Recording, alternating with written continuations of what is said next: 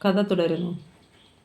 തങ്ങളുടെ മുന്നിൽ S I Chandrahas ഒരു മല പോലെ വളർന്നു വരുന്നതായി ദേവനും വിജയനും തോന്നി. HC ശങ്കരപിള്ള ഈർക്കിലുകൾ നന്നായി ചീകി മിനുക്കി. ദേവനും വിജയനും മറ്റൊരു ക്രൂരവിനോദത്തിന് ഇരയാകുവാൻ പോകുന്നു. നിക്കർ ഊരിനടാ, HCയുടെ നിർദ്ദേശം. അവർ ഷഡ്ഡികൾ ഊരി മാറ്റി. പോലീസുകാർ പൊട്ടിച്ചിരിച്ചു. ചില നിമിഷങ്ങൾക്കുള്ളിൽ ആ സ്റ്റേഷനിലെ ലോക്കപ്പ് മുറിക്കുള്ളിൽ 2 മനുഷ്യ ശരീരങ്ങൾ പിടയുകയും വിലപിക്കുകയും ചെയ്തു. ലിംഗത്തിനുള്ളിലേക്ക് പച്ച ഈർക്കിൽ കുത്തിക്കയറ്റിയപ്പോൾ, ഇതിലും നല്ലത് മരണമാണെന്ന് തോന്നിയപ്പോൾ, തങ്ങൾ കുറ്റം ഏൽക്കുന്നതുവരെ മർദ്ദനം തുടരുമെന്ന് ബോധ്യമായപ്പോൾ ദേവൻ പറഞ്ഞു, ഞാനാണ് സാർ ജയനെ കൊന്നത്. വിജയൻ നിരപരാധിയാണ്, അവനെ വിട്ടേക്കൂ. പക്ഷേ വിജയനും പറഞ്ഞു, താനാണ് കുറ്റവാളിയെന്നും ദേവൻ നിരപരാധിയാണെന്നും. പോലീസുകാർ പരസ്പരം നോക്കി. ആദ്യം ആരും കുറ്റം സമ്മതിക്കുവാൻ ഒരുക്കമല്ലായിരുന്നു. ഇപ്പോഴിതാ 2 പേരും മത്സരിച്ച് സമ്മതിക്കുന്നു. നിങ്ങൾ നേരത്തെ സമ്മതിച്ചിരുന്നെങ്കിൽ ഞങ്ങൾക്ക് ജോലി കുറഞ്ഞേനെ. ആ കടാര എവിടെ? എന്തുത്തരം പറയണമെന്ന് ദേവൻ ആലോചിച്ചു. തൻ്റെ കടാര വീട്ടിലുണ്ട്. അതാണ് കൊലയ്ക്ക് ഉപയോഗിച്ചതെന്ന് പറയാം. വീട്ടിലുണ്ട് സാർ. ശരി, നാളെ രാവിലെ തെളിവെടുപ്പിനായി കോളനിയിലേക്ക് കൊണ്ടുപോകും. ഇരുവരെയും സെല്ലിലാക്കിയിട്ട് പോലീസുകാർ പോയി. രാത്രിയുടെ 2-ാം യാമത്തിലും അവർക്ക് ഉറങ്ങുവാൻ കഴിഞ്ഞില്ല. ശരീരം മുഴുവൻ തീക്കൊള്ളി കൊണ്ട് കുത്തിയതുപോലെയുള്ള വേദന. നാളെ നേരം പുലരുന്നതിന് മുമ്പ് മരിച്ചിരുന്നെങ്കിൽ എന്ന് അവർ ആത്മാർത്ഥമായും ആഗ്രഹിച്ചു. കോടതിയിൽ ചെന്നാലും ജീവപര്യന്തമോ തൂക്കുമരമോ ആയിരിക്കും വിധിക്കുക. പക്ഷേ ഒരു മോചനം സാധ്യമായാൽ ആദ്യം ചെയ്യുന്നത് ശാന്തിയെയും രോഹിണിയെയും കൊന്നവരോട് പ്രതികാരം ചെയ്യുകയായിരിക്കുമെന്ന് ദേവൻ ഉറച്ചു കഴിഞ്ഞിരുന്നു.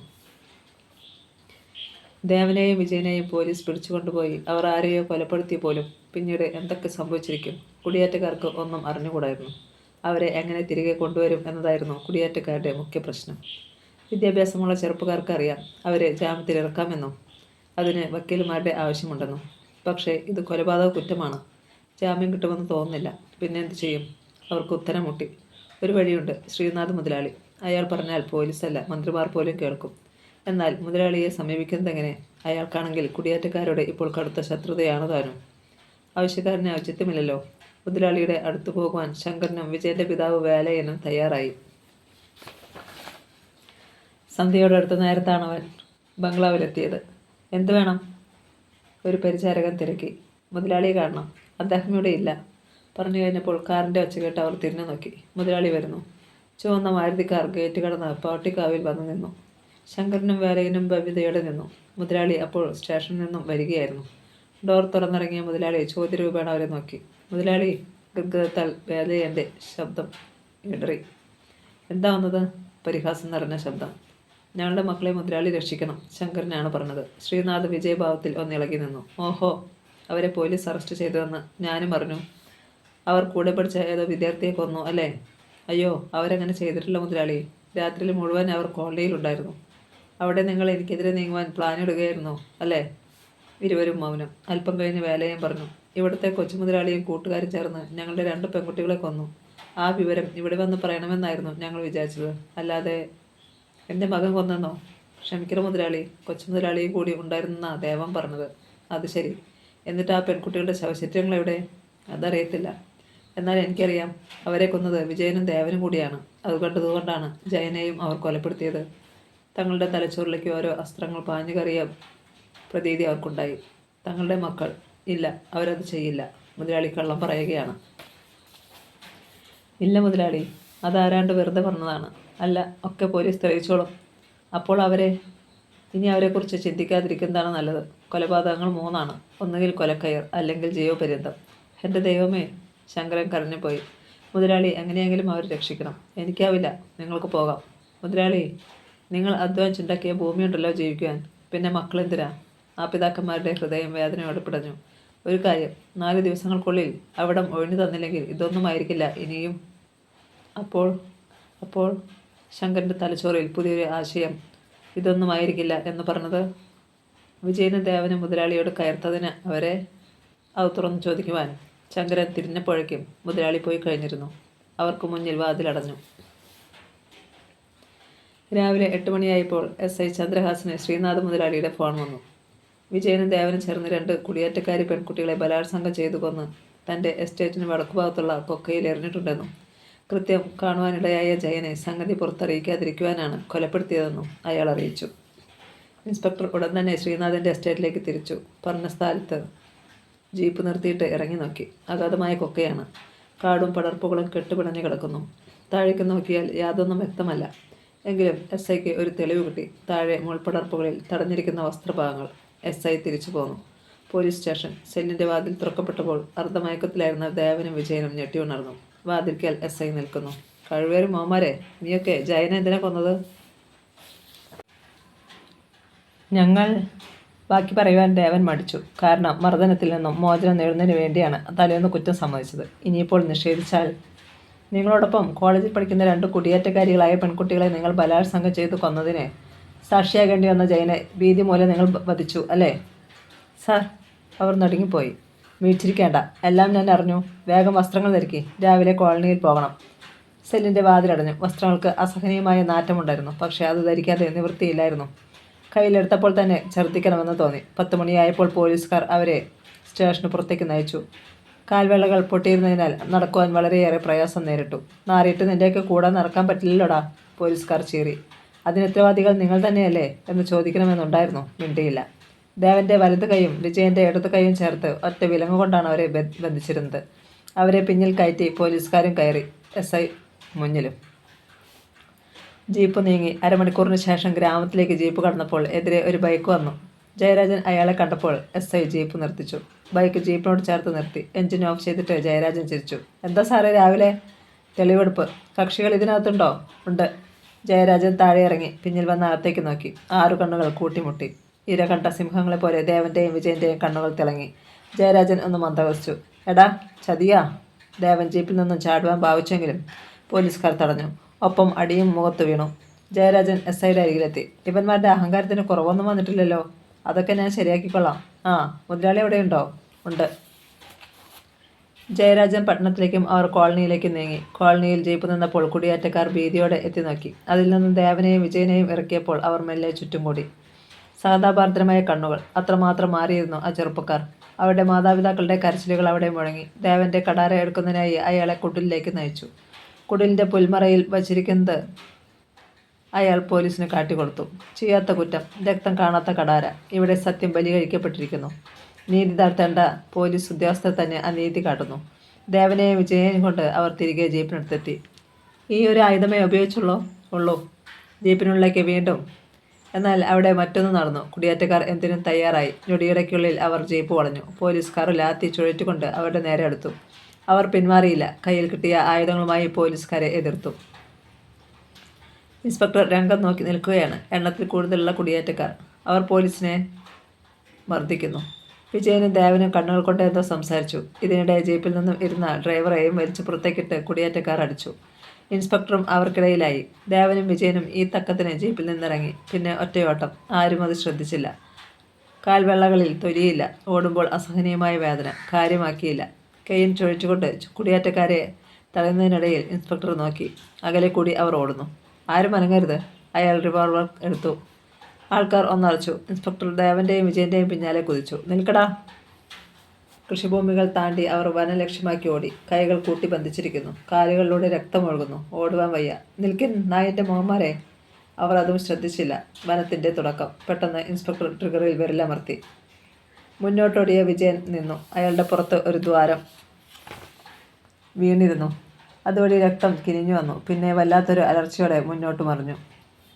അപ്രതീക്ഷിതമായിരുന്നു അത്. ഒന്നിച്ച് മുന്നോട്ട് ഓടിക്കൊണ്ടിരുന്നവരിൽ ഒരാൾ പൊടുന്നനെ വെടിയേറ്റ് വീണപ്പോൾ കൈകൾ ഒന്നിച്ച് ബന്ധിച്ചിരുന്നതിനാൽ അടുത്തയാളും വീണുപോയി. വളർന്നു നിന്നിരുന്ന പുല്ലുകൾക്കിടയിലേക്കാണ് അവർ വീണത്. അടുത്ത സമയത്ത് തന്നെ ദേവൻ എഴുന്നേറ്റു. പക്ഷേ വിജയൻ കരയിൽ പിടിച്ചിട്ട മത്സ്യത്തെ പോലെ പിടയുകയായിരുന്നു. രക്തം ധാരധാരയായി ഒഴുകുന്നു. എങ്കിലും അയാൾ എഴുന്നേറ്റു. ചതിച്ചിട ദേവ, വിജയൻ പറഞ്ഞു. എനിക്കിനി രക്ഷപ്പെടാനാവില്ല. ദേവൻ അയാളെ താങ്ങി പിടിച്ചുകൊണ്ട് വീണ്ടും ഓടി. തൊട്ടു പിന്നാലെ ഇൻസ്പെക്ടർ ചന്ദ്രഹാസൻ. മര്യാദയ്ക്ക് നിൽക്കാനാണ് പറഞ്ഞത്. അയാൾ വീണ്ടും നിറയൊഴിച്ചു. എന്നാൽ അത് ലക്ഷ്യത്തിൽ കൊണ്ടില്ല. വിജയൻ്റെ കാലുകൾ കുഴഞ്ഞു തുടങ്ങി.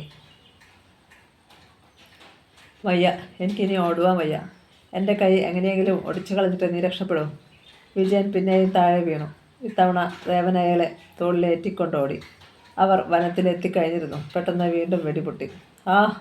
വിജയൻ്റെ അലർച്ച വനത്തിൽ പ്രതിധ്വനിച്ചു. ദേവൻ്റെ പുറത്ത് തറഞ്ഞിറങ്ങേണ്ട ബുള്ളറ്റ് വിജയൻ്റെ തലയോട് തകർത്ത് കളഞ്ഞു. അതോടെ ആ ശരീരത്തിൽ നിന്ന് ജീവൻ്റെ അവസാനത്തെ കണികയും നഷ്ടമായി. ദേവനും ഓടിത്തളർന്നു. ഇടയ്ക്ക് ഒന്ന് തിരിഞ്ഞു നോക്കി. ഇപ്പോൾ ഇൻസ്പെക്ടറെ കാണാനില്ല. എങ്കിലും കരിയിലകൾ ഞെരിഞ്ഞമരുന്ന ശബ്ദം കേൾക്കുന്നുണ്ട്. ഇടതൂർന്ന വനമല്ലെങ്കിലും കുറേയേറെ വൃക്ഷങ്ങൾ അവിടെയുണ്ട്. ദേവൻ സാമാന്യം വലിപ്പമുള്ളതും വള്ളികൾ ചുറ്റിപ്പിണഞ്ഞ് കിടക്കുന്നതുമായ ഒരു വൃക്ഷച്ചുവട്ടിലിരുന്നിട്ട് വിജയനെ താഴെ കിടത്തി. ഇനിയും ഇൻസ്പെക്ടർ കണ്ടുപിടിച്ചാൽ തന്നെ കീഴടങ്ങുകയെ നിർവാഹമുള്ളൂവെന്ന് അയാൾക്ക് ഉറപ്പായിരുന്നു. കാൽവെള്ളയിൽ രക്തത്തിൽ കുതിർന്ന കരിയിലകൾ, അസഹനീയമായ നീറ്റൽ. വിജയൻ്റെ ശവശരീരവും രക്തത്തിൽ കുതിർന്നിരുന്നു. തുലാം വ്യത്യാസമില്ലായിരുന്നു ദേവൻ്റെ നില. വിജയനെ തോളിലേറ്റിക്കൊണ്ട് ഓടിയതിനാൽ അയാളുടെ ശരീരത്തിലും നിറയെ രക്തം. കരിയിലകളിൽ ഷൂസ് അമരുന്ന ശബ്ദം അടുത്തു വന്നു. റിവോൾവർ നീട്ടിപ്പിടിച്ചുകൊണ്ട് വളരെ വേഗത്തിൽ ഇൻസ്പെക്ടർ ചന്ദ്രഹാസ് മുന്നോട്ട് ഓടുന്നത് കണ്ടു. അയാൾ മുന്നിലെ മരങ്ങൾക്കിടയിൽ മറഞ്ഞപ്പോൾ ദേവൻ എഴുന്നേറ്റു. വിജയനെയും തോളിലേറ്റ് മറ്റൊരു ദിക്കിലേക്ക് നടന്നുപോയി. എന്നിരുന്നാലും കരിയിലകൾ വീണുകിടക്കുന്ന രക്തത്തുള്ളികൾ നോക്കിയാൽ ഇൻസ്പെക്ടർക്ക് തന്നെ പിന്തുടരാനാവും. തൻ്റെയും വിജയൻ്റെയും കൈകൾ ഒന്നിച്ച് ബന്ധിച്ചിരിക്കുന്നതിനാൽ വിജയൻ്റെ ശവശരീരം തൽക്കാലം ഉപേക്ഷിച്ചിട്ട് രക്ഷപ്പെടാമെന്നും വ്യാമോഹിക്കേണ്ട. പിന്നെ എന്തു ചെയ്യും? എങ്ങനെയും വിലങ്ങ് തകർക്കണം. ദേവൻ നടന്നുകൊണ്ടിരുന്നു. അവസാനം എപ്പോഴോ അയാൾ തളർന്ന് താഴെ വീണു. കുറെ കഴിഞ്ഞപ്പോൾ ദേവൻ സാവധാനം കണ്ണു തുറന്നു. ആദ്യം ഒന്നും വ്യക്തമായിരുന്നില്ല. കണ്ണിന് മുന്നിൽ കട്ടിയേറിയ മഞ്ഞുപോലെ. പിന്നീട് കാഴ്ച തെളിഞ്ഞു തുടങ്ങി. അപ്പോൾ ആ കണ്ണുകളുടെ വിസ്മയം. താൻ എവിടെയാണ്? ഉടനെ വിജയനെക്കുറിച്ച് ഓർത്തു. ഇല്ല, സമീപത്ത് വിജയൻ്റെ ശവശരീരമില്ല. തൻ്റെ കയ്യിലെ വിലങ്ങും അപ്രത്യക്ഷമായിരിക്കുന്നു. ദേവൻ എഴുന്നേറ്റിരുന്നു. ശരീരത്തിൽ കഠിനമായ വേദന. ചുറ്റും പുല്ലുകൊണ്ട് കുത്തിമറിച്ച ഭിത്തി. പുറത്തെവിടെയോ കുടം കൊണ്ട് ഇരുമ്പിൽ ആഞ്ഞടിക്കുന്നത് പോലെയുള്ള ശബ്ദം കേട്ട് അയാൾ സാവധാനം വാതിൽക്കിലേക്കും ചെന്നു. അയാൾക്ക് അത്ഭുതം. ഒരു മനുഷ്യൻ ചെറിയ ആലയിലിരുന്ന് എന്തോ ആയുധം ഉണ്ടാക്കുകയാണ്. ചുട്ടുപഴുത്ത ഇരുമ്പ് അയാൾ അടിച്ചു പരത്തുന്നു. അയാളെ കണ്ടാൽ തന്നെ ഭീതി തോന്നും. അത്രയ്ക്കുണ്ട് ശരീര വലിപ്പം. കൊമ്പം മീശ. കുടം കയ്യിൽ ഉയർത്തുമ്പോൾ ശരീരത്തിലെ ബലമേറിയ പേശികൾ തുള്ളിക്കളിക്കുന്നു. ദേവൻ അവിടേക്ക് ഇറങ്ങിച്ചെന്നു. ഇരുമ്പ് കഷ്ണം ഉലയിലേക്ക് വച്ച ശേഷം അയാൾ തലയുയർത്തി. ആഹാ, എഴുന്നേറ്റോ? ആളിനെ നോക്കുന്നത് പോലെയല്ല ശബ്ദം. നല്ല മാർദ്ദവം. അയാൾ സാഗൂതം കൊല്ലനെ നോക്കി. ഞാൻ ഇവിടെ? ഭയപ്പെടേണ്ട, പോലീസൊന്നും ഇവിടെ വരില്ല. ദേവന് വീണ്ടും അത്ഭുതം. കൊല്ലനോട് എങ്ങനെ നന്ദി പറയണമെന്ന് അറിയില്ലായിരുന്നു ദേവന്. നിങ്ങൾ ക്ഷീണിതനാണ്. നന്നെ വിശക്കുന്നുണ്ടായിരിക്കും. അയാൾ പുരയിലേക്ക് നോക്കി വിളിച്ചു. തങ്കച്ചി. ഓ, നേരം സന്ധ്യയോടടുക്കുകയായിരുന്നു. നിങ്ങളുടെ രക്തം പുരട്ട വസ്ത്രങ്ങൾ മാറ്റ്. കൊല്ലൻ ഒരു കൈലിയും ഷർട്ടും എടുത്തു കൊണ്ടുവന്ന് കൊടുത്തു. ദേവൻ വസ്ത്രം മാറി. കൊല്ലൻ്റെ ഷർട്ട് അയാൾക്ക് ലോഹ പോലെയായിരുന്നു.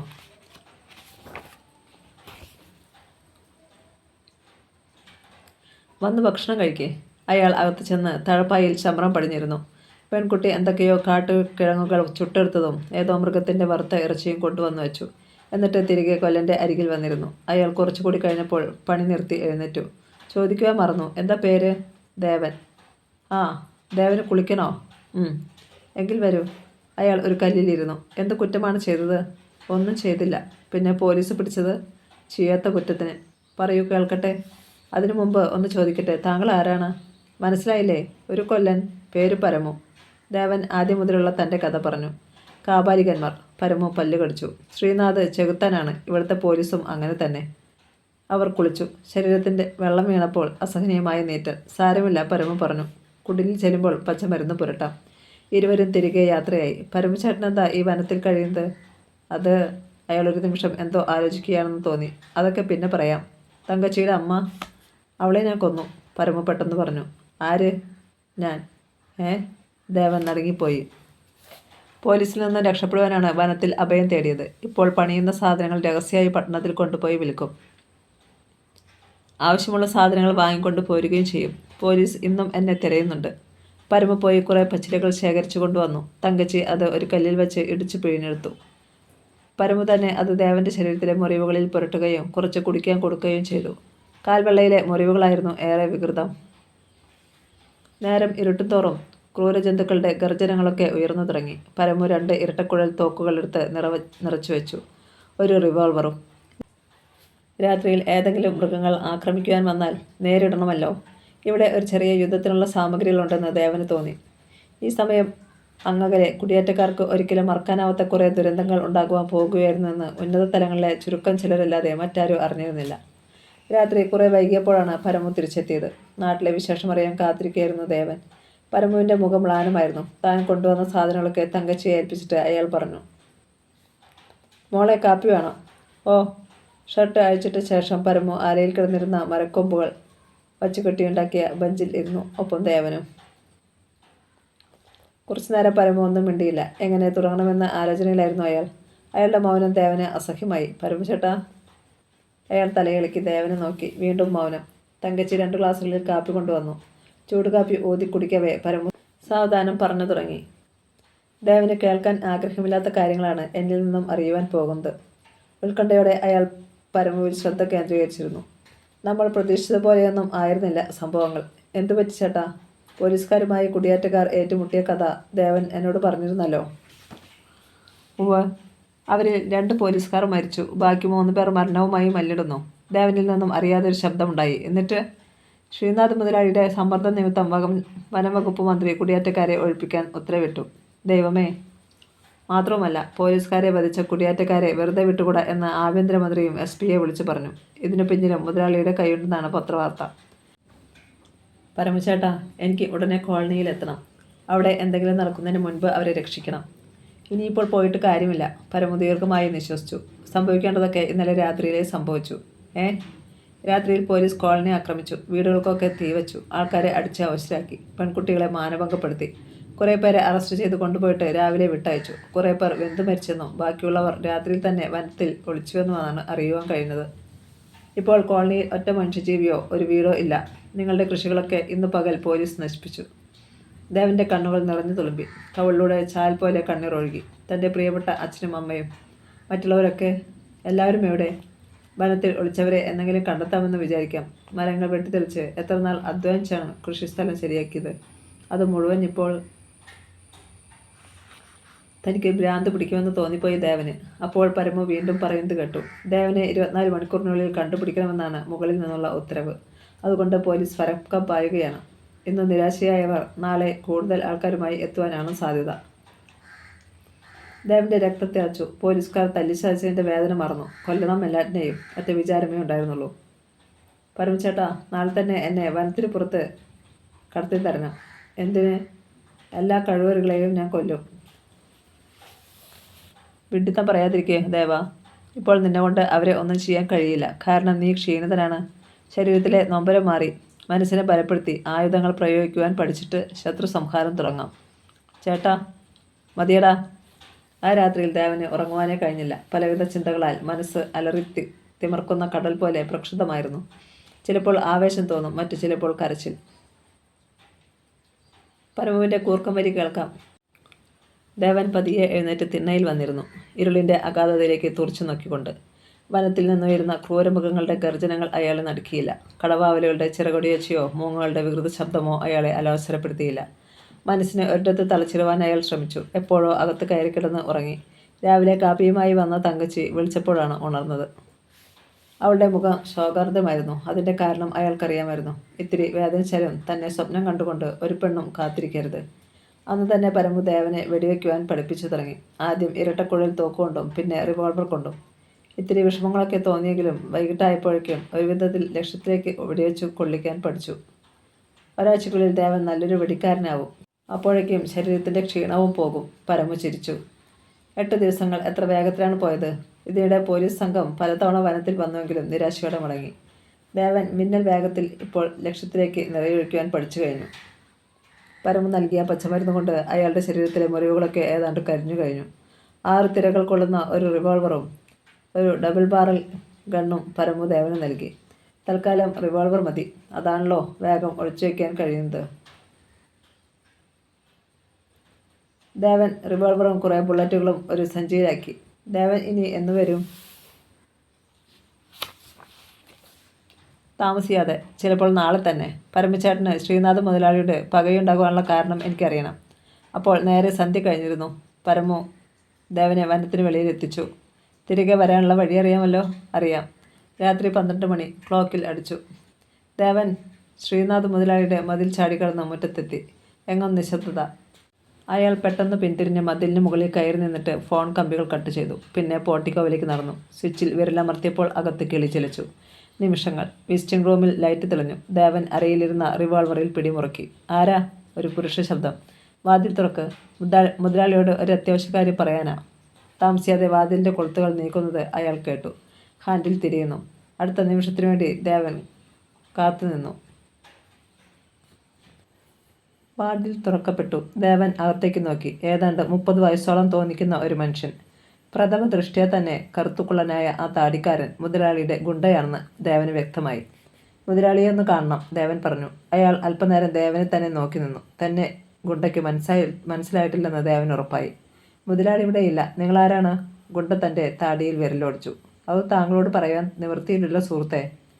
മുതലാളിയെ അത്യാവശ്യമായ ഒരു സംഗതി അറിയിക്കുവാനാണ് ഞാൻ വന്നത്. അദ്ദേഹം ഇല്ലെന്ന് പറഞ്ഞില്ലേ? സ്വരത്തിൽ അസഹ്യത. ജയരാജൻ കൊച്ചുമുതലാളിയുണ്ടോ? ഉണ്ട്. എങ്കിൽ അദ്ദേഹത്തെ ഒന്ന് വിളിക്കാമോ? കടന്നിരിക്കൂ.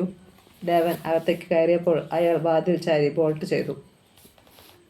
ഇരിക്കേ. ദേവൻ ഇരുന്നു. ഗുണ്ട 2ാം നിലയിലേക്ക് പോയി. തന്നെ നേരിൽ കണ്ടാൽ ജയരാജൻ രക്ഷപ്പെട്ടേക്കുമെന്ന് വിചാരിച്ച് ദേവൻ വേഗത്തിൽ സെറ്റിയുടെ അടിയിലേക്ക് ഇഴഞ്ഞു കയറി അതിൻ്റെ നിഴലിൽ കിടന്നു. 5 മിനിറ്റ് കഴിഞ്ഞപ്പോൾ സ്റ്റെയർ കേസിന് മുകളിൽ പാദപതന ശബ്ദം. ദേവൻ പാളി നോക്കി. ജയരാജനും ഗുണ്ടയും. ജയരാജൻ നൈറ്റ് ഗൗൺ ധരിച്ചിരുന്നു. അയാളെ കണ്ടില്ലല്ലോ. ഗുണ്ടയുടെ ആശ്ചര്യസൂചകമായ ശബ്ദം. ആ സെറ്റിയിൽ ഇരുത്തിയിട്ടാണ് ഞാൻ മുകളിലേക്ക് വന്നത്. വല്ല കള്ളനുമായിരിക്കും. വേഗം എല്ലായിടത്തും നോക്ക്. രാത്രിയിൽ വന്നവന് വാതിൽ തുറന്നു കൊടുത്തത് തന്നെ തെറ്റ്. മുതലാളിയുടെ പ്രധാനപ്പെട്ടതെന്തോ പറയുവാനാണെന്ന് പറഞ്ഞപ്പോൾ വേഗം അയാളെ കണ്ടുപിടിക്കേ. ഗുണ്ട വേഗം അടുത്ത മുറിയിലേക്ക് ഓടി. അവിടെ ഉറക്കത്തിലായിരുന്ന തൻ്റെ കൂട്ടാളികളായ 2 പേരെ കൂടി വിളിച്ചുണർത്തിയിട്ട് വിവരം പറഞ്ഞു. മൂവരും ചേർന്ന് ബംഗ്ലാവിൻ്റെ താഴത്തെ നിലയിലെ മുറികൾ പരിശോധിക്കാൻ തുടങ്ങിയപ്പോൾ ജയരാജൻ എന്തോ പിറുപിറുത്തുകൊണ്ട് സോഫയിലിരുന്നു. പൊടുന്നനെ ദേവൻ പുറത്തു ചാടി. Don move. പതിഞ്ഞതും കനത്തതുമായ ശബ്ദത്തിൽ അയാൾ പറഞ്ഞു. ജയരാജൻ്റെ കണ്ണ് തള്ളിപ്പോയി. ഗുണ്ടകളെ വിളിക്കുവാൻ തുറന്ന വായ അതുപോലെ ഇരുന്നു. ഇവൻ ഇത്ര പെട്ടെന്ന് തന്നെ തിരക്കി വരുമെന്ന് പ്രതീക്ഷിച്ചില്ല. ശബ്ദശാലി ഞാൻ നിറയൊഴിക്കും. ചെയ്യാത്ത തെറ്റിന് കുറ്റവാളിയായ ഞാൻ ഇനി അങ്ങോട്ട് തെറ്റുകൾ മാത്രം ചെയ്യാൻ പോകുകയാണ്. അയാൾ റിവോൾവർ ചൂണ്ടിക്കൊണ്ട് ജയരാജൻ്റെ അടുത്തെത്തി. പിന്നെ പൊടുന്നനെ ബാരൽ ജയരാമൻ്റെ വായിലേക്ക് കുത്തിയിറക്കി. എഴുന്നേൽക്കടാ. ഈ രംഗം കണ്ട് അവിടേക്ക് വന്ന ഗുണ്ടകൾ അന്തം വിട്ടുപോയി. ആരും അവിടെ നിന്നും അനങ്ങിപ്പോകരുത്. അനങ്ങിയാൽ നിങ്ങളുടെ പ്രിയപ്പെട്ട കൊച്ചു മുതലാളിയുടെ ശവശരീരം ഇവിടെ വീഴും. അവർ ചലനരഹിതരായി. പുറത്തേക്ക് നടക്കടാ. ജയരാജനെയും കൊണ്ട് ദേവൻ വെളിയിലേക്ക് വന്നു. പിന്നെ കാറിലേക്ക് നയിച്ചു. ഡ്രൈവിംഗ് സീറ്റിൽ കയറ്. അപ്പോഴും റിവോൾവർ വായിൽ തന്നെ. ദേവൻ മെല്ലെ പിന്നിലെ ഡോർ തുറന്നു. റിവോൾവർ വായിൽ നിന്നും പിൻകഴുത്തിലേക്ക് മാറ്റി ഡോർ അടച്ചു. കീ കാറിൽ തന്നെ ഉണ്ടായിരുന്നു. പിൻസീറ്റിൽ നിന്നും ദേവൻ മുന്നിൽ കയറി ജയരാജൻ്റെ ഇടതുഭാഗത്തിരുന്നു. റിവോൾവറിൻ്റെ സ്ഥാനം ഇപ്പോൾ ജയരാജൻ്റെ ഇടതു ചെവിയുടെ താഴെ. സ്റ്റാർട്ട് ചെയ്ത് മുന്നോട്ട് വിട്. നേരെ കിഴക്കോട്ട് വിട്. കുറേ ദൂരം പോയി കഴിഞ്ഞപ്പോഴാണ് പിന്നാലെ ജീപ്പ് വരുന്നത് കണ്ടത്. കാർ നിർത്ത്. ജയരാജൻ്റെ കാൽ ബ്രേക്കിൽ അമർന്നു. ഇവിടേക്ക് തിരിഞ്ഞ് വായി തുറക്ക്. വീണ്ടും റിവോൾവർ വായ്ക്കുള്ളിൽ. ദേവനെ എതിർക്കുവാൻ ജയരാജൻ നടത്തിയ ശ്രമങ്ങളൊക്കെ പരാജയപ്പെട്ടു. കൈമുട്ടുകൾ കൊണ്ട് ജയരാജൻ്റെ അടിവയറിൽ ദേവൻ കുറെ ഇടികൊടുത്തപ്പോൾ വായിലൂടെ രക്തം കിനിഞ്ഞു വന്നു. ഇരുട്ടായതിനാൽ ദേവൻ അത് കണ്ടില്ല. ബോധമറ്റ് അയാൾ താഴെ വീണപ്പോൾ മാത്രമേ ദേവൻ ഇടി നിർത്തിയുള്ളൂ.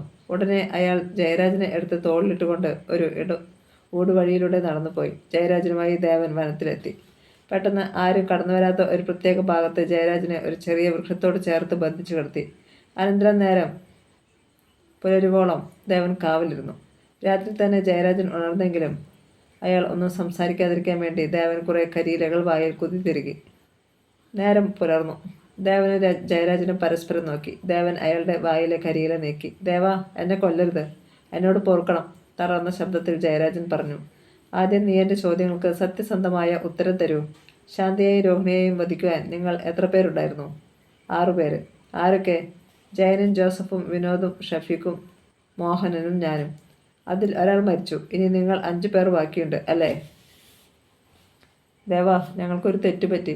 തെറ്റ്? ഒരു ചെറിയ തെറ്റ് അല്ലേ? 2 പെൺകുട്ടികളെ ബലാത്സംഗം ചെയ്തു കൊന്നു. അത് അത്ര വലിയ തെറ്റൊന്നുമല്ല. ഞാൻ എത്ര രൂപ വേണമെങ്കിലും തരാം. നിന്നെ പോലീസ് കേസിൽ നിന്നും മോചിപ്പിക്കാം. പ്ലീസ്, എന്നെ കൊല്ലരുത്. നിന്നെ ജീവനോടെ വിട്ടാൽ ഈ നാട്ടിൽ കുറ്റവാളികളുടെ എണ്ണം വർദ്ധിക്കുകയുള്ളൂ. അത് പാടില്ല. ദേവാ, please. Shut up your bloody mouth. Devan ഗൗരവം പൂണ്ടു. ഇനിയും ആ കാര്യത്തെക്കുറിച്ച് സംസാരിക്കരുത്. ദേവൻ്റെ രൂപം വളർന്നു വലുതാകുന്നു. ഒരു വീടിനോളം, മലയോളം, അതിലും വലുത്. തൻ്റെ മുന്നിൽ ഭൂമി ഭ്രമണം ചെയ്യുന്നു. താൻ മരണമടഞ്ഞ് നരകത്തിലേക്ക്. ജയരാജൻ കണ്ണുകൾ ഇറുക്കിയടച്ചു. ഒരു സത്യം കൂടി പറയൂ. ദേവൻ്റെ ശബ്ദം കേട്ട് ജയരാജൻ കണ്ണുകൾ തുറന്നു. താൻ മരിച്ചിട്ടില്ല. ജയനെ കൊന്നത് ആരാണ്? അത് പറയടാ. മുഖം അടച്ചൊരടി. പോലീസ് തന്നെ ഇഞ്ചിഞ്ചായി മർദ്ദിക്കുമ്പോൾ നീയൊക്കെ സുഖിക്കുകയായിരുന്നു. ആരുടെ ജയനെ കൊന്നത്? ജയരാജൻ മറുപടി പറയാൻ മടിച്ചപ്പോൾ മുടിയിൽ പിടിച്ച് ദേവൻ ആഞ്ഞു വലിച്ചു. അയ്യോ, അടക്കടവായേ. ഒരു പിടി മുടി ദേവൻ്റെ കയ്യിൽ. ജയരാജൻ്റെ ശിരസിൽ ചോര പൊളിഞ്ഞു. ഞാനല്ല, ഡാഡിയുടെ നിർദ്ദേശാനുസരണം ആരോ. ഓഹോ, എന്നെ ബുദ്ധിപൂർവ്വം കുടുക്കിലാക്കാൻ.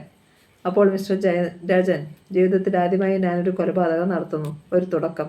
അയ്യോ, അരുത്. അപ്പോഴേക്കും കാടിനെ നറുക്കിക്കൊണ്ട് ഒരു വെടിവെച്ച ഉയർന്നു. ഒപ്പം ദേവൻ്റെ അലർച്ചയും. ദേവനെ കണ്ടുപിടിക്കുക എന്ന ഉദ്ദേശത്തോടുകൂടി പലതവണ പോലീസ് വനത്തിൽ വന്നു. 1-2 തവണ ഹെലികോപ്റ്ററിൽ വനത്തിന് മുകളിലൂടെ ചുറ്റിക്കറങ്ങി. പുല്ലുകൾക്കിടയിൽ ചത്തുകിടക്കുന്ന നായ്ക്കളെ അല്ലാതെ അവയുടെ അന്തകനെ ആരും കണ്ടെത്തിയില്ല. കാരണം അയാൾ പരമുവിൻ്റെ അത്രമാത്രം സുരക്ഷിതത്വമുള്ള ഒരു ഭാഗത്തായിരുന്നു. നാട്ടിൽ ഉടനീളം ദിനംതോറും പുതിയ പ്രശ്നങ്ങൾ തലയുയർത്തുവാൻ തുടങ്ങിയ പ്രത്യേക സാഹചര്യത്തിൽ കുടിയേറ്റ പ്രദേശം ഉൾക്കൊള്ളുന്ന ജില്ലയിൽ നിശാനിയമം ഏർപ്പെടുത്തുകയും ഇവിടുത്തെ പോലീസിനെ കൊണ്ട് ദേവനെ അറസ്റ്റ് ചെയ്യിക്കാനാവില്ലെന്ന് ഉറപ്പായപ്പോൾ കേസന്വേഷണം ക്രൈംബ്രാഞ്ചിനെ ഏൽപ്പിക്കുകയും ചെയ്തു. അങ്ങനെ ക്രൈംബ്രാഞ്ച് CIDകളിൽ സമർത്ഥനായ ഡോക്ടർ ഫ്രാൻസിസ് ഈ കേസന്വേഷണത്തിനായി നിയോഗിക്കപ്പെട്ടു. അർദ്ധരാത്രി കഴിഞ്ഞ സമയത്ത് 2 ടാങ്കർ ലോറികൾ ശ്രീനാഥ് മുതലാളിയുടെ വീടിനെ ലക്ഷ്യമാക്കി വന്നുകൊണ്ടിരിക്കുന്നു. അവയ്ക്കുള്ളിൽ സ്പിരിറ്റ് തന്നെ. ആരൊക്കെ എന്തൊക്കെ പറഞ്ഞാലും മുതലാളി ഇപ്പോഴും തൻ്റെ ബിസിനസ് വ്യാപകമായ രീതിയിൽ തന്നെ നടത്തുന്നു. ജില്ലയിലെ സകല മദ്യഷാപ്പുകളും അയാളുടേതാണ്. ഒരു ടൗണിൽ തന്നെ 4-5 ലിക്കർ ഷാപ്പുകൾ. ലോറികൾ ഗേറ്റിനടുത്ത് വന്നപ്പോൾ വാച്ചർ അത് തുറന്നു കൊടുത്തു. ടാങ്കറുകൾ എത്തുമെന്ന് അറിയിപ്പ് കിട്ടുന്ന ദിവസങ്ങളിൽ മാത്രമേ വാച്ചർ ഉണ്ടാവൂ. ലോറികൾ ബംഗ്ലാവിന് പിന്നിലെ സ്റ്റോറിലേക്ക് പോയി. വാച്ചർ ഗേറ്റ് അടച്ചു. കുറച്ചകലെ ഇരുളിൽ മറഞ്ഞു നിന്ന് ദേവൻ ഇതൊക്കെ ശ്രദ്ധിക്കുന്നുണ്ടായിരുന്നു. അയാൾ മതിലിൻ്റെ മറവ് പറ്റി ബംഗ്ലാവിന് പിന്നിലെത്തി. അവിടെ കനത്ത ഇരുട്ടുണ്ടായിരുന്നു. ശ്രദ്ധാപൂർവ്വം അയാൾ മതിൽ ചാടിക്കടന്നു. സ്റ്റോറിൻ്റെ പിന്നിൽ അല്പനേരം നിന്നു.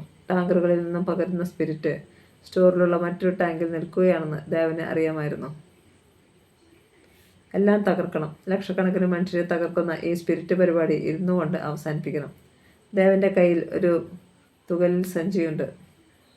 അതിൽ കുറേ നാടൻ ബോംബുകൾ. പരമ പട്ടണത്തിൽ പോയപ്പോൾ അനുജനെ കൊണ്ട് ഏതോ തീവ്രവാദികളിൽ നിന്നും വാങ്ങിപ്പിച്ചത്. അയാൾ മെല്ലെ സ്റ്റോറിന് മുന്നിലേക്ക് വന്നു. ഭാഗ്യം, ഷട്ടർ താഴ്ത്തിയിട്ടില്ല. പുറത്തെ ലൈറ്റുകൾ ഒക്കെ അടച്ചിരിക്കുന്നു. ഒന്ന് പാളി നോക്കി. അകത്ത് സ്പിരിറ്റ് പകരുവാനുള്ള ശ്രമങ്ങൾ നടക്കുന്നു. ഇത്തിരി നേരം കൂടി കഴിയട്ടെ. അയാൾ കാത്തു നിന്നു. ടാങ്കറുകളിൽ നിന്നും സ്പിരിറ്റ് പകർന്നു തുടങ്ങിയ ഉടനെ അയാൾ ഒരു ബോംബ് എടുത്ത് പിൻകടിച്ചൂരി അകത്തേക്ക് ഒറ്റയേറ്. ബൂം! ഒരു പൊട്ടിത്തെറി, ഒരു ആളിക്കത്തൽ. സ്പിരിറ്റിന് തീപിടിച്ചു. സ്റ്റോറിലുണ്ടായിരുന്നവർ അലറിക്കരഞ്ഞു. ദേവൻ സഞ്ചി ഉൾപ്പെടെ അകത്തേക്കെറിഞ്ഞു. ഒന്നിനു പിറകെ ഒന്നായി ബോംബുകൾ പൊട്ടി. തീയുടെ പ്രളയം. ടാങ്കറുകളിലേക്ക് തീ വ്യാപിച്ചു. സ്റ്റോറിനുള്ളിലെ മനുഷ്യർ പാമ്പുകളെ പോലെ തീയിൽ കിടന്നു പിടഞ്ഞു.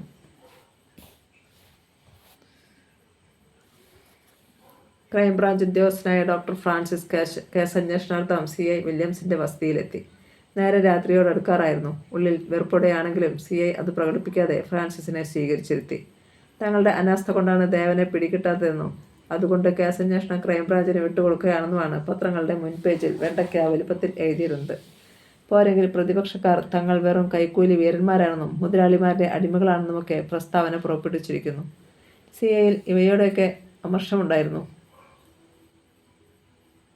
ഡോക്ടർ ഫ്രാൻസിസ് കസേരയിൽ ഇരുന്നിട്ട് ഒരു സിഗരറ്റിന് തീ കൊളുത്തി. സാറിന് കുടിക്കുവാൻ? ഒന്നും വേണ്ട, നന്ദി. ഫ്രാൻസിസ് മെല്ലെ ചിരിച്ചു. ഇപ്പോൾ ഞാൻ വന്നത് ഒരു പ്രധാനപ്പെട്ട കാര്യത്തിനാണ്. മിസ്റ്റർ വില്യംസിൻ്റെ സഹോദരി ഇവിടെയില്ലേ? ഉണ്ട് സാർ. എനിക്ക് ആ കുട്ടിയോട് ചിലത് സംസാരിക്കണം.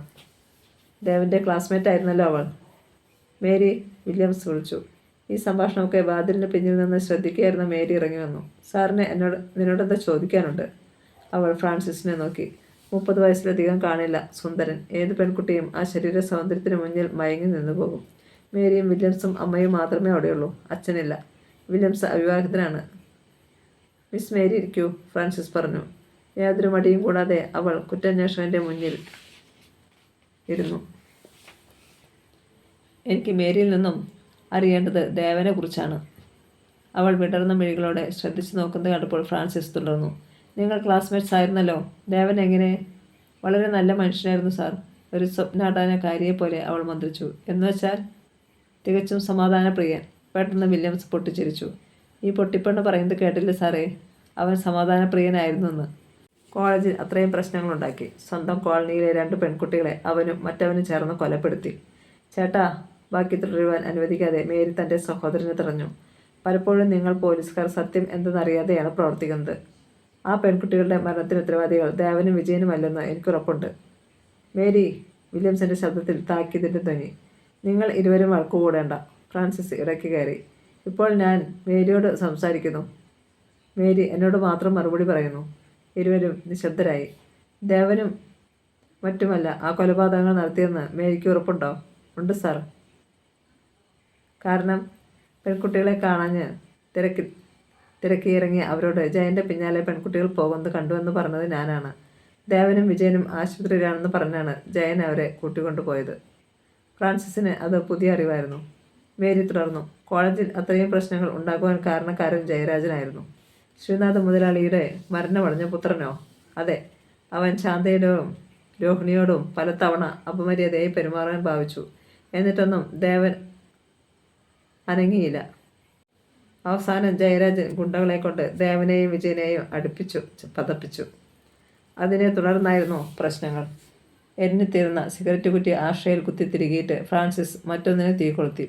അപ്പോൾ കാര്യങ്ങൾ ഇങ്ങനെയൊക്കെയാണ്. ബാക്കി തുടരൂ. ജയരാജൻ്റെ അടുത്ത കൂട്ടുകാരനായിരുന്നു. തീർച്ചയായും പെൺകുട്ടികളുടെ മരണത്തിന് ഉത്തരവാദികൾ ജയരാജനും കൂട്ടുകാരുമാണ്. ഈ വിവരമൊന്നും മേരി ചേട്ടനോട് പറഞ്ഞില്ലേ? മിസ്റ്റർ വില്യംസ് മുഖം തിരിച്ചു. മേരി എത്രയോ തവണ കണ്ണീരൊലിപ്പിച്ചുകൊണ്ട് ഈ കഥകളൊക്കെ തന്നോട് പറഞ്ഞിരിക്കുന്നു. പെണ്ണിനെ അവൻ്റെ കാര്യത്തിൽ എന്താണിത്ര താല്പര്യമെന്ന് മാത്രം മനസ്സിലാകുന്നില്ല. മേരിയുടെ മൗനാർത്ഥം ഫ്രാൻസിസിന് ഊഹിക്കാൻ കഴിഞ്ഞില്ല. ഇവിടുത്തെ പോലീസുകാർ വെറും കാവൽ നായ്ക്കൾ മാത്രമാണെന്ന് അദ്ദേഹത്തിന് അറിയാമായിരുന്നു. മുതലാളിമാരും രാഷ്ട്രീയക്കാരും പറയുന്നത് മാത്രം അനുസരിക്കേണ്ടി വരുന്ന ശവങ്ങൾ. ദുരൂഹതകൾ നിറഞ്ഞ ഒരു കേസാണിതെന്ന് ഡോക്ടർ ഫ്രാൻസിസിന് തോന്നി. ദേവനെ അറസ്റ്റ് ചെയ്യുകയും ശാന്ത, രോഹിണി എന്നിവരുടെ കൊലപാതകത്തിന് കൂട്ടുനിന്നവരെ വെറുതെ വിടുന്നതിലും അർത്ഥമില്ലെന്ന് അദ്ദേഹത്തിന് ഉറപ്പായിരുന്നു. കാരണം ഒരു കൂടിയ കുറ്റക്കാരനായതുകൊണ്ട് മാത്രം ദേവൻ ശിക്ഷിക്കപ്പെട്ടുകൂടാ. കൊലയാളികൾ സമൂഹത്തിൽ എത്ര ഉയർന്ന പദവിയിലുള്ളവരായാലും ശിക്ഷിക്കപ്പെടണം. നിയമത്തിന് മുന്നിൽ എല്ലാവരും ഒരുപോലെയാണ്. ഒരു വിഭാഗം ആൾക്കാർ കുറ്റം ചെയ്തിട്ട് സൂഹിക്കുമ്പോൾ ശിക്ഷ അനുഭവിക്കാൻ മറ്റൊരു കൂട്ടർ. ഫ്രാൻസിസിൻ്റെ തലച്ചോറിൽ മറ്റൊരാശയം തെളിഞ്ഞു. ജയനാണ് പെൺകുട്ടികളെ കൂട്ടിക്കൊണ്ടു പോയതെങ്കിൽ അയാളുടെ മരണത്തിന് ഉത്തരവാദി ദേവനും മറ്റുമാണെന്ന് സംശയിക്കുന്നതിൽ അർത്ഥമില്ല. തെളിവ് നശിപ്പിക്കാൻ വേണ്ടി ജയരാജൻ തന്നെ കാട്ടിയ ഒരു പണിയായി കൂടെ ഇത്. എന്തൊക്കെയോ ചില തീരുമാനങ്ങളോടെ മിസ്റ്റർ ഫ്രാൻസിസ് CI വില്യംസിനോട് യാത്ര പറഞ്ഞിറങ്ങി. ടൗണിൽ പടിഞ്ഞാറ് കൂടി ഒഴുകുന്ന നദിയുടെ അക്കരെയാണ് ഹെഡ് കോൺസ്റ്റബിൾ ശങ്കരപിള്ളയുടെ വീട്. വിവാഹിതൻ, 7 മക്കളുടെ പിതാവ്. മിക്ക രാത്രികളിലും വളരെയേറെ മദ്യപിച്ചിട്ടാണ് അയാൾ വീട്ടിലെത്താറുള്ളത്. കടവിലെത്തുമ്പോൾ ചിലപ്പോൾ തോണിക്കാരൻ ഉണ്ടായിരിക്കുകയില്ല. സമീപത്ത് തന്നെയാണ് അയാൾ താമസം. അതുകൊണ്ട് അവിടെ നിന്നും കൂവി വിളിച്ചാൽ കേൾക്കും. കടത്തുകാരൻ അന്നും വളരെ വൈകിയാണ് ശങ്കരപിള്ളയെ ഇക്കരെ കൊണ്ടുവന്നു വിട്ടത്. ഇക്കരെ എത്തിയ നാണു തന്നെയും പ്രതീക്ഷിച്ച് നിൽക്കുന്ന ഒരാളെ കണ്ടു. ഒരു ചെറുപ്പക്കാരനെ. ശങ്കരപിള്ള സാറിനെ അക്കരെ കൊണ്ടുവിട്ടോ? അയാൾ തിരക്കി. നാണു അമൃത്തിയൊന്ന് മൂളി. അത്യാവശ്യമായും എന്നെ കൂടി അക്കരയ്ക്ക് കൊണ്ടുപോകണം. പറ്റില്ല, നാണു തറപ്പിച്ച് പറഞ്ഞു. പാതിരാത്രിക്ക് കടത്ത് നടത്തണമെന്ന് എന്നോട് ആരും പറഞ്ഞിട്ടില്ല. അതിന് ആരും എനിക്ക് ശമ്പളമൊന്നും തരുന്നില്ല. വളരെ അത്യാവശ്യമാണ്. പറ്റില്ലെന്ന് പറഞ്ഞില്ലേ? അല്ലെങ്കിൽ അക്കരയ്ക്ക് നീന്ത്, ഞാൻ പ്രതിഫലം തരാം. അയാളുടെ 5 രൂപ കൊടുത്തപ്പോൾ കടത്തുകാരൻ്റെ മുഖം തെളിഞ്ഞു. കയറ്. അയാൾ കയറി. അത് ദേവനായിരുന്നു. തന്നെ ലോക്കപ്പിൽ വെച്ച് ഇഞ്ചിഞ്ചായി മർദ്ദിച്ച HCയെ ശരിക്കൊന്ന് കാണുവാനുള്ള പുറപ്പാടാണ്. ഒന്ന് നിർത്തണേ. കടത്തുകാരൻ വെള്ളത്തിലേക്ക് ഊന്നവേ ഒരു ശബ്ദം. ഇരുവരും തിരിഞ്ഞു നോക്കി. മറ്റൊരാൾ. പാൻസും ഷർട്ടുമാണ് വേഷം. എന്നെ കൂടി അക്കരയ്ക്ക്. നാണു വഞ്ചി തിരിച്ചടുപ്പിച്ചു. അയാൾ കയറിയ ഉടനെ വഞ്ചി അക്കരയ്ക്ക് തുഴഞ്ഞ ദേവൻ ആ മനുഷ്യനെ നോക്കി. എന്നാൽ മങ്ങിയ വെളിച്ചത്തിൽ മുഖം വ്യക്തമായില്ല. പക്ഷേ ദേവനെ അയാൾ മനസ്സിലാക്കിയിരുന്നു. ഡിറ്റക്റ്റീവ് ഫ്രാൻസിസ് ആയിരുന്നു അത്. അവർ അക്കരെ എത്തി. ദേവന് പിന്നാലെ കുറ്റാന്വേഷകനും ഇറങ്ങി. വള്ളക്കാരന് താനും 5 രൂപ കൊടുക്കുക എന്ന് തന്നെ തീരുമാനിച്ച് തിരിഞ്ഞപ്പോഴേക്കും ദേവൻ അത് കഴിഞ്ഞിരുന്നു. ഫ്രാൻസിയും കൂടെ എത്തി. എവിടെ പോകുന്നു? ഇവിടെ ആദ്യം കാണുകയാണല്ലോ. താൻ ആ സ്ഥലക്കാരനാണെന്ന് ഭാവിച്ച് ഫ്രാൻസിസ് ചോദിച്ചു. ഞാൻ HC ശങ്കരപിള്ള സാറിൻ്റെ വീട്ടിൽ വരെ പോകുകയാണ്. എന്നാൽ ശരി, ഞാൻ പോകട്ടെ. എനിക്ക് കുറച്ച് നടക്കണം. ആകട്ടെ. ഫ്രാൻസിസ് മറ്റൊരു വഴിക്ക് തിരിഞ്ഞു നടന്നു. ദേവൻ ശങ്കരപിള്ളയുടെ വീട്ടുമുറ്റത്തെത്തിയപ്പോൾ അയാൾ ഭാര്യയുമായി എന്തോ വാക്കേറ്റത്തിലായിരുന്നു. ശങ്കരപിള്ള സാറേ വിളിച്ചുകൊണ്ട് ദേവൻ അകത്തേക്ക് കയറി ചെന്നു. HCക്ക് അത് രസിച്ചില്ല. രാത്രി നേരത്തെ ആര് പറഞ്ഞിട്ടാടാ പുരക്കകത്ത് കയറുന്നത്? തൽക്കാലം ആരോടും ചോദിച്ചില്ല. ദേവൻ ചിരിച്ചു. നീ ആരാ? ശങ്കരപിള്ള കൈ ഓങ്ങി. സൂക്ഷിച്ചു നോക്ക്. മണ്ണെണ്ണ വിളക്ക് ദേവൻ്റെ മുഖത്തോട് അടുപ്പിച്ചു പിടിച്ച് ശങ്കരപിള്ള നോക്കി. പെട്ടെന്ന് കണ്ണുകളിൽ ഉണ്ടായ നടുക്കം ദേവൻ ശ്രദ്ധിച്ചു. ചുരുങ്ങിയ നേരം കൊണ്ട് ശങ്കരപിള്ള വിയർപ്പിൽ കുളിച്ചു. മദ്യലഹരി അലിഞ്ഞുപോയി. അയാൾ വിറച്ചു. ദേവൻ. അതേടെ നാരി പോലീസേ. ദേവൻ ശങ്കരപിള്ളയുടെ കഴുത്തിന് കുത്തിപ്പിടിച്ചു. അയാളുടെ കയ്യിൽ നിന്ന് വിളക്ക് താഴെ വീണു. മീനാക്ഷി അലറിക്കരഞ്ഞു. മക്കൾ ഉണർന്ന് കാര്യമറിയാതെ പരിഭ്രമിച്ചു. എടാ, ഒരിക്കൽ ചെയ്യാത്ത കുറ്റത്തിന് ലോക്കപ്പിൽ വെച്ച് നീ എന്നെ എന്താ ചെയ്തത്? പറയുന്നതിനിടയിൽ കാൽമുട്ടുകൊണ്ടുള്ള ഇടി ശങ്കരപ്പിള്ളയുടെ അരിവയറ്റിൽ വീണു. കഴുത്തിൽ പിടിമുറുകി. എന്നെ കൊല്ലരുത്. HCOയുടെ ശബ്ദം മുറിഞ്ഞു. കൊല്ലും. എന്നെ കൊല ചെയ്തവനാണ് നീ.